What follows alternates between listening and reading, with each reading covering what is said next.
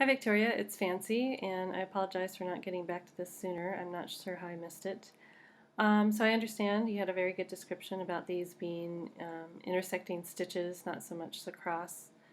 Um, and you also said you wanted to have an odd number 3, and you felt that 3 is an impossible number to balance, but I think that's where the challenge comes in. I mean, I think there are plenty of examples where there are odd numbers of focal points or points of emphasis or whatever you want to call it, and they can be balanced. But right now, it's not balanced. Um, I thought about maybe having you or asking you to consider rotating these 45-degree angles so that instead of horizontal and vertical stitches, you get ones that are diagonal.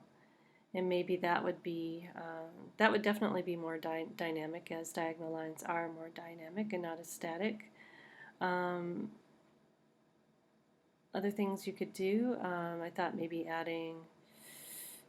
taking this element and maybe suggesting it within these a couple of more times. This definitely feels empty up here. So your eyes here, here, and here. Like you said, you didn't want them clumped toward the center. Is there some way that you could introduce another shape up here, but then of course you have your even instead of your odd numbers?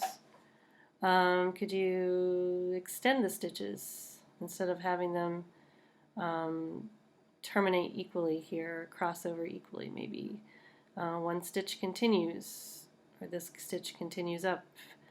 But they would all have to kind of have the same kind of treatment for them to be unified.